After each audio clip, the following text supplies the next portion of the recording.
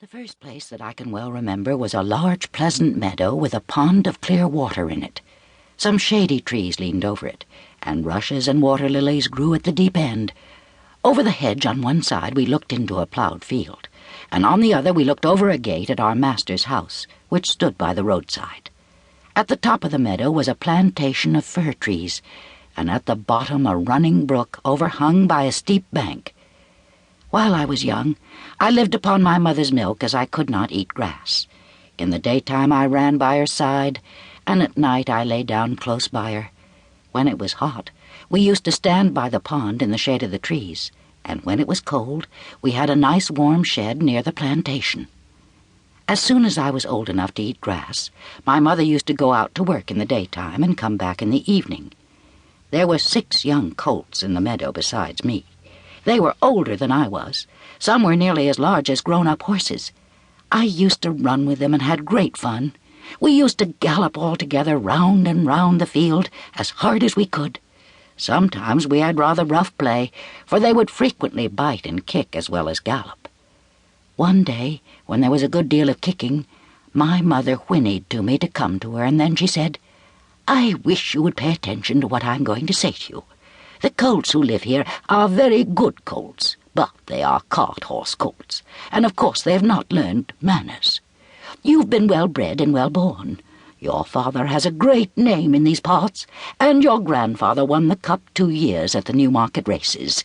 Your grandmother had the sweetest temper of any horse I ever knew, and I think you've never seen me kick or bite. I hope you will grow up gentle and good, and never learn bad ways.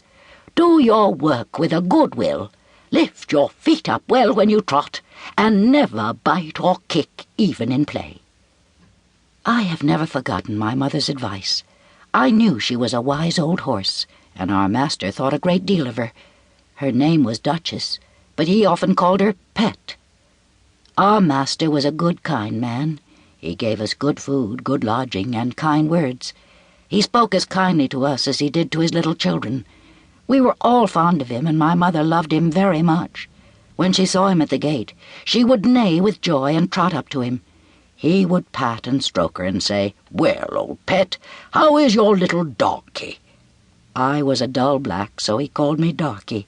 Then he would give me a piece of bread, which was very good, and sometimes he brought a carrot for my mother. All the horses would come to him, but I think we were his favourites. My mother always took him to the town on a market day in a light gig. There was a ploughboy, Dick, who sometimes came into our field to pluck blackberries from the hedge. When he had eaten all he wanted, he would have what he called fun with the colts, throwing stones and sticks at them to make them gallop. We did not much mind him, for we could gallop off, but sometimes a stone would hit and hurt us. One day he was at this game, and did not know that the master was in the next field. But he was there, watching what was going on.